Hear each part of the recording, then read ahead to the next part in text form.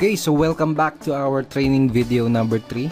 Once again, Edward Reformina here, author of Pinoy MLM Expose and the creator of Sponsor More Downlines. Una sa lahat, gusto ko magpasalamat sa lahat ng mga nag-like, sa lahat ng mga nag-comment, at sa lahat ng mga nag-post ng kanilang mga questions. Thank you so much. So, I hope napanood mo na yung ating video training number 2. Dahil dun sa training video number 2, pinag-usapan natin yung mga common MLM myths na pinaniniwalaan ng mga Pinoy networkers na pumipigil sa kanila para magkaroon ng resulta at maging successful sa kanilang mga business. Tinuro ko din do sa training video number 2 kung paano mo sasagutin yung top 3 most common MLM objections. So ngayong araw na to, in this video, pag-uusapan natin yung pinaka-importanting skill na kailangan mong matutunan as a network marketer. At yun ay ang closing skill. So bakit ba napaka-importante na matutunan natin at ma-master natin itong closing na to? Let me tell you a true story. Nung unang na-introduce sa akin ang network marketing, naisip ko kagad kung sino-sino yung mga tao na pwede kong matulungan do sa magiging network marketing or MLM business ko. Isa sa unang pumasok sa isip ko ay yung classmate ko nung college. Alam ko kasi yung hirap niya sa buhay. Kumbaga siya yung sumusuporta sa mga magulang niya, siya yung sumusuporta na sa buong pamilya niya, siya yung nagpapaaral ng mga kapatid niya. Gustong-gusto ko siyang mapasali sa business ko dahil alam ko na malaki yung maitutulong sa kanya at sa pamilya niya ng opportunity ko. Kaya ang ginawa ko, in-invite ko siya doon sa opportunity meeting ng company namin. Baga, sinet up ko siya ng appointment, nilibot ko siya doon sa opisina, pinakilala ko pa siya doon sa mga ibang partners namin. Kaso, hindi lang pala ganun kasimple. Hindi pala porket may intention kang tumulong ay magagawa mo na. To make the story short, hindi ko siya na-close sa business ko dahil wala pa akong kaalam-alam kung paano mag-close ng prospect. Wala akong kahit anong skill sa pag-close ng mga prospects. So sa madaling salita, hindi ko siya natulungan. Okay? Hindi ko siya natulungan. So kung katulad mo ako, nasa network marketing ako dahil nagustuhan ko yung idea na pwede kang maging successful habang nakakatulong ka din sa ibang tao. Mga sabi nga nila, network marketing is a people helping people business. Tama? Pero ito ang tatandaan mo. Kahit gaano pa kaganda ang intention mo na makatulong, hindi mo magagawang matulungan ang isang tao gamit ang opportunity mo. Hindi mo matutulungan yung mga kakilala, kaibigan o kamag-anak mo hanggat hindi mo siya nai-sponsor o nare-recruit sa business mo. Hindi mo siya matutulungan hanggat hindi mo siya naku-close. Hindi mo siya matutulungan hanggat hindi mo siya nagiging downline. If you really want to help other people, kailangan mak-close mo muna sila sa network marketing business mo. Yun ang dahilan kung bakit kailangan mo ma-master ang skill na to. Ngayon may gusto kong ipakita sa'yo. This is Sponsor More Downlines training ebook. This is a 128 pages, very detailed how-to sponsoring training ebook. This is an exclusive training ebook na ginawa ko lang para sa team ko. Baga dito sa ebook na to, dito ko tinuro lahat ng mga sponsoring and recruiting strategies, approach and methods na natutunan at na-discover ko na tumutulong sa akin para makapag-sponsor ng up to 23 downlines per month. Okay, dito ko rin tinuro yung 5 easy steps of sponsoring. Okay, so very, very detailed siya. Tinuro ko dito mula from qualifying to handling prospect objections and of course up to closing prospects. So sobrang detailed niya. Tinuro ko dito kung ano yung mga linyang ginagamit ko, kung ano yung mga scripts na sinasabi ko. And tinuro ko din dito yung psychology behind those strategies. Kumbaga tinuro ko kung bakit effective yung mga strategies and methods na yun. Tsaka yung mga approach na yun. Okay? And dito sa ebook na to, tinuro ko din yung 3 closing methods na ginagamit ko at ginagamit din ng mga team ko. And in this video, gusto kong i-share sa'yo yung isa doon sa mga closing methods na yun. So, napaka-effective ng mga closing methods na yun, yung mga araw na nakakapag-sponsor ako ng 4 na downlines sa loob lang ng isang araw. Okay? Pero bago ko ituro sa'yo yung isa doon sa mga closing methods na yun, gusto ko munang i-share sa'yo yung mga naging resulta ng mga taong nabahagian at naturuan ko na ng mga strategies at mga approach mula dito sa training ebook na to. Okay, so bali ito yung sinabi ni Arvin J. Basilio from Cebu City. Sabi niya, By applying his teachings and strategies in Sponsor More Downlines training ebook, I was able to sponsor 13 people and earn 14,110 pesos in just 11 short days. I have never experienced such fast results in my life. The teachings taught by Edward in objection handling also increased my sign-up rate by 200%. I became truly unstoppable in my business and I couldn't be more thankful. So, yun sinabi ni Arvin J. Oh, thank you, bro. Ito naman yung sinabi ni Elisa Cruz from Cavite City. Sabi niya, mas nakukuha ko yung trust nila dahil sa mga scripts na sinusunod ko sa trainings.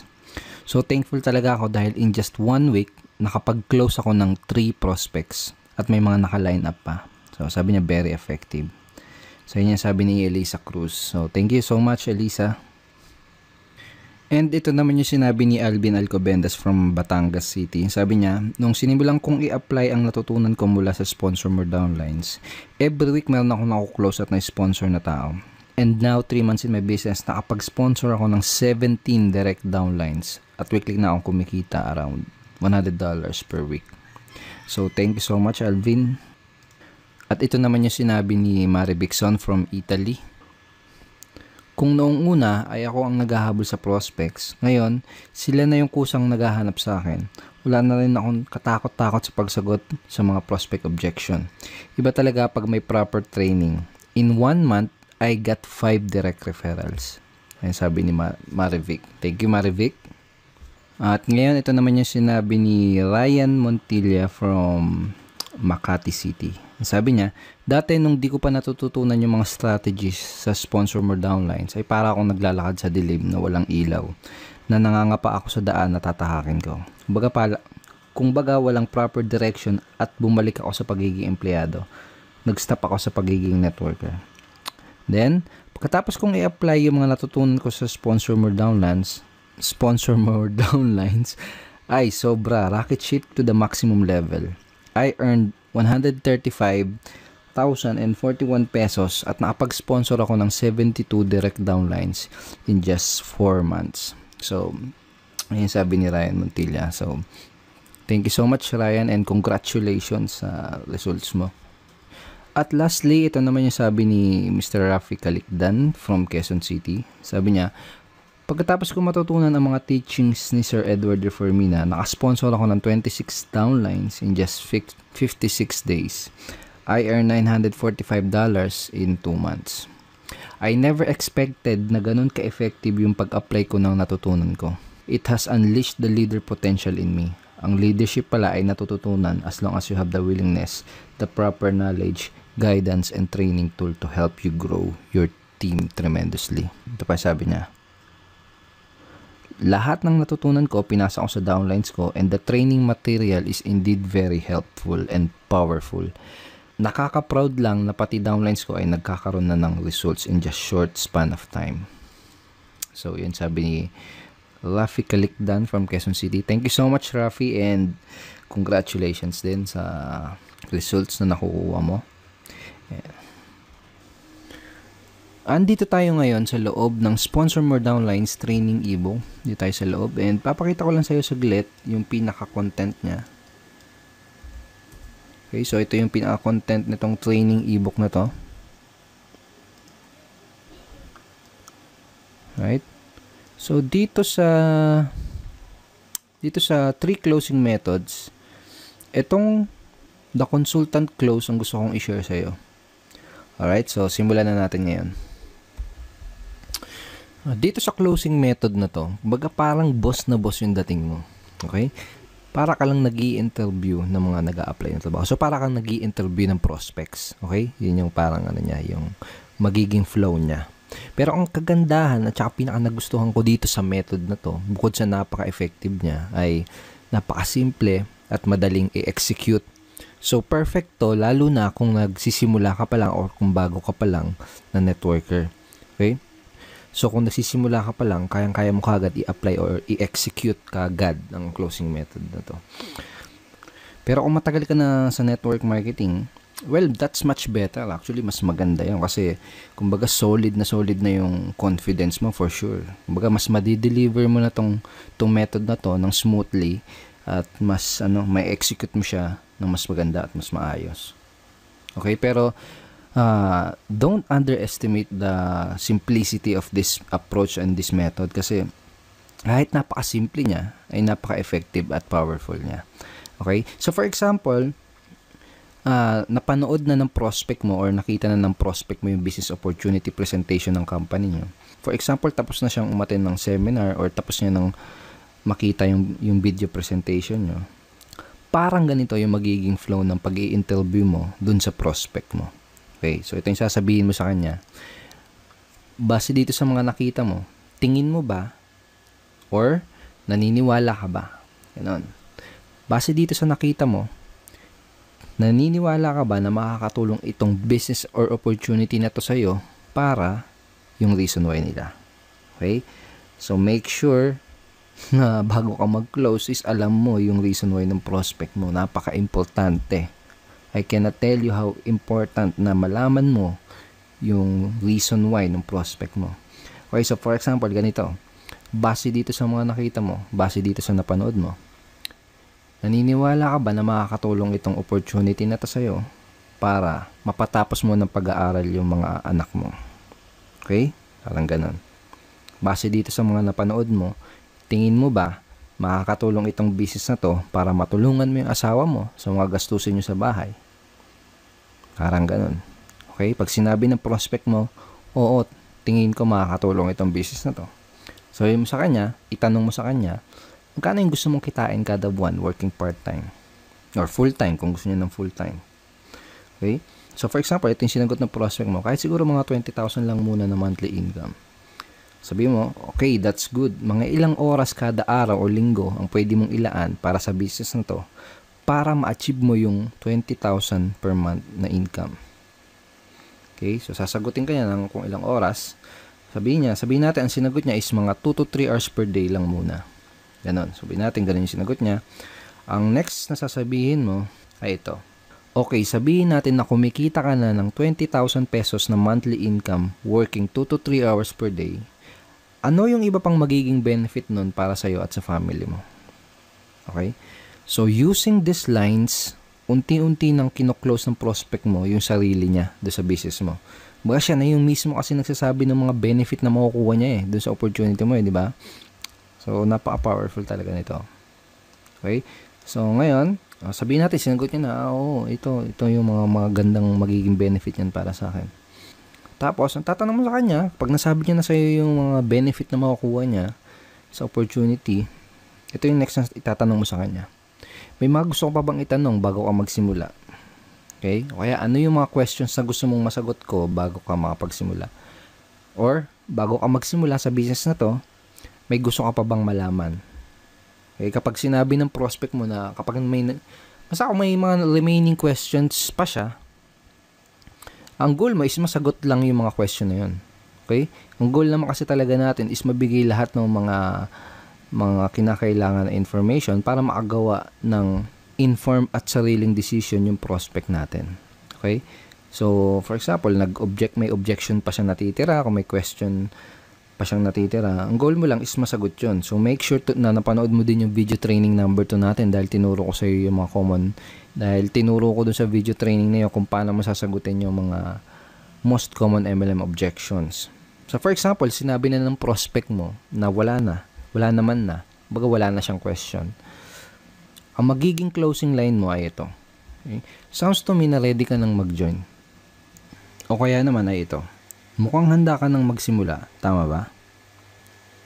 Kaya, mukhang handa ka nang magsimula sa business na to. Tama ba? Pag sinabi mo yun sa prospect mo, pakinggan mo kung ano yung isasagot nila. Kasi doon mo malalaman kung may mga tanong pa sila or kung may mga objections pa sila. Okay? Kung wala na silang tanong, ang sasabihin lang nila, parang ganito, oo, ready na ako. Or paano ba magsimula? Okay, kapag tinanong nila na ganun, kapag tinanong ka na nila kung paano ba magsisimula sa business mo, sabihin mo lang, okay, ganito yung next step na gagawin mo para makapagsimula ka na kaagad. Parang ganun. Okay, let me show you yung mga next steps na gagawin mo para makapagsimula ka na kaagad. Okay, so ganun, i-guide mo na siya sa pag-sign up do sa business opportunity nyo. kung paano ba yung sign up process nyo. Ituro mo na sa kanya yung step by step na gagawin niya para makasali as soon as possible. So, ganun lang siya kasimple. Di ba sabi ko kanina na very simple lang siya pero very effective. Pero ang kagandahan, pwede mo agad siyang i-apply at magamit sa business na ginagawa mo ngayon. And may mga ibang nagtatanong, natanong nila sa akin, paano kung iba yung isagot nila doon sa itatanong ko. Okay, for example, tinanong ko to, tapos iba yun naman yung sinagot nila, hindi kagaya ng mga example na binigay ko. Well, to tell you honestly, hindi naman kasi importante yung mga script eh. Kaya ang importante is yung psychology sa likod ng kumbaga ano yung reason kung bakit mo tinatanong yung mga questions. Anong reason kung bakit mo sinasabi yung mga example scripts na to. For example, ganito yung next step na gagawin mo para makapagsimula ka na kagad. Basically, kapag sinabi mo yung ganito sa prospect mo, you are showing leadership. Kumbaga, tinuturuan mo siya, ginaguide mo siya. You're showing that you are a true leader. Napakita mo sa kanya na isa kang leader na kaya siyang i-guide sa proseso or do sa business. Parang ganun. Okay? Mas importante yung yung maintindihan mo o ma-internalize mo kung bakit mo sinasabi yung itong mga scripts na to. Okay? Kasi kapag naintindihan mo na ng maigi kung ano yung reason kung bakit mo sinasabi yung mga lines or script na yan, doon darating yung point na makakapag-improvise ka na ng mga sasabihin mo doon sa prospect na kinakausap mo. Okay, so ito yung consultant close method. Ito yung isa sa mga closing method na ginagamit ko para makapag-sponsor na madaming downlines sa aking business. Okay? Ito yung isa sa mga closing method na tinuro ko dito sa loob ng Sponsor More Downlines training ebook. So, make sure na i-apply mo kaagad itong method na to sa business mo. Kung may kakausapin ka mamayang prospect, kung mayroong kakausapin bukas, sa isang araw, make sure na gamitin mo kaagad itong mga lines na to para ma-practice mo kaagad, para masanay ka kaagad, para ma-internalize mo kaagad yung method, at para ikaw mismo makita mo din yung response at yung magiging resulta kapag ginamit mo tong closing method na to. So, I hope madami kang natutunan dito sa 3-part video training series natin, and I hope ay nag-enjoy ka sa panonood nitong 3 videos na to dahil ako mismo nag-enjoy ako sa paggawa nitong 3-part video training series na to para sa'yo. At ngayon, ang kailangan mo na lang gawin ay i-apply ang lahat ng mga natutunan mo mula dito sa training series natin. Pero syempre, hindi dito natatapos yung pag-aaral mo. Baga, hindi dito natatapos yung pag-educate mo sa sarili mo. Because network marketing is a continuous learning journey. Sabi nga nila, if you stop learning, you stop earning as well. So, dapat tuloy-tuloy. Dapat tuloy-tuloy yung pag-increase mo ng mga nalalaman mo. Dapat tuloy-tuloy yung pag-increase mo ng knowledge mo. At kapag ginawa mo yun, makakapag-acquire ka ng mga necessary skills. Mga skills na tutulong sa'yo para magka-resulta, para maging successful dyan sa business mo. Okay? So, may gusto akong ikwento sa'yo. Maiksing kwento lang to. And I'm sure may mapupulot kang magandang aral dito sa kwento na to. Pwede rin na narinig mo na to before, pero ito kwento ko pa din. Tungkol to sa isang lalaki na naglalakad sa kagubatan. So, naglalakad siya sa gubat. And habang naglalakad siya, may nakita siyang isang mangangahoy na nagpuputol ng puno. Okay? Nakita niya yung mga ngahoy na yon na pagod at hirap na sa pagputol ng puno. Tagaktak yung pawis at napapamura pa sa hirap yung mga ngahoy habang pinuputol niya yung puno. Ngayon, nagtaka yung lalaki na nakakita sa kanya doon sa mga ngahoy. Ginawa niya, tinanong niya yung lalaki. Sabi niya, anong problema kaibigan? Ang sagot ng mga ngahoy, mapurol kasi tong palakol na ginagamit ko. Kaya hindi ko maputol ng maayos tong puno. Ang sagot ng mga ngahoy. Sabi ng lalaki, bakit hindi mo hasain yung palakol mo? Ang sinagot sa kanya ng mga ngahoy, mahihinto kasi yung pagpuputol ko ng puno kapag ginawa ko yun. Mahihinto ako sa pagputol ng puno kapag hinasa ko tong palakol ko. Sagot ng mga ngahoy. Sabi ng lalaki, pero kung hahasain mo yung palakol mo, mas magiging mabilis at mas madali ang pagputol mo dyan sa punong yan. Ang sagot ng mga ngahoy, wala kasi akong panahon para huminto Habang mas lalo siyang napapagod doon sa ginagawa niya pagputol ng puno. Habang mas lalo siyang pinagpapawisan doon sa pagputol ng puno na yon. So, napailing na lang yung lalaki tapos naglakad na lang siya papaalis. Iniwan niya na lang yung mga ngahoy. Maraming mga networker ngayon ang kagaya ng mga ngahoy dun sa kwento. Karamihan ay hataw lang ng hataw. Araw-araw hataw lang ng hataw. Kahit pinagpapawisan na, kahit hirap na, kahit wala pa ding resulta. Hataw lang ng hataw, hataw lang ng hataw. Kumbaga hindi sila makapaglaan ng panahon para hasain ang sarili nila para mas maging effective at mas maging efficient dun sa ginagawa nilang negosyo. Now I want to congratulate you dahil the fact na pinapanood mo ngayon ang video na to, katunayan lang yan na gusto mong maglaan ng oras at willing kang hasain yung sarili mo. Willing kang hasain yung mga skill mo. Pinatunayan mo sa sarili mo na willing ka talagang maging successful. So congratulations. Tama yung ginagawa mo. Pagpatuloy mo yan. Once again, thank you very much for watching our training video series. Kung nagustuhan mo ang video training series na to, make sure na mapanood mo yung video na ipapadala ko sa'yo bukas. Dahil dun sa video na yun, malalaman mo kung paano ka magkakaroon ng access sa Sponsor More Downlines training ebook. Yes, bibigyan kita ng chance para magkaroon ng access dito sa dating exclusive training ebook na to. Magkakaroon ka ng chance para malaman ang lahat ng mga sponsoring and recruiting strategies, approach and method na tinuturo at ginagawa ko na tumutulong sa akin para makapag-sponsor ng madaming downlines na walang kahirap-hirap. At dun sa video na ipapadala ko sa iyo bukas, malalaman mo din kung paano mo makukuha itong Objection Crusher training ebook for free. Yes, gusto kong ibigay sa iyo itong Objection Handling training ebook na to for free. Pero napaka-importante na mapanood mo yung video na yun bukas dahil hindi ko alam kung ilang Pinoy network marketers lang ang hahayaan kong magkaroon ng access dito sa napaka-valuable at dating exclusive training materials na to. Kaya kung gusto mong magkaroon ng access sa Sponsor More Downlines training ebook at kung gusto mong makuha itong Objection Crusher for free, make sure na mapanood mo yung ipapadala ko sa yung video bukas. Kaya wag mong kakalimutan na i-check ang iyong email bukas, okay? Dahil ipapadala ko sa email mo yung link na pupuntahan mo para mapanood yung video na yun. Okay, once again, thank you so much. And kung hindi mo pa nakiklik yung like button sa baba, please click it and go ahead and share mo din tong page na to sa mga friends mo. And pwede ka din mag-comment dito sa baba ng video na to. At kung may katanungan ka, wag kang mahihiya mag-post ng iyong questions. And I will try my best na sagutin yung tanong mo. So once again, Edward Reformina here and see you tomorrow. Bye-bye. God bless.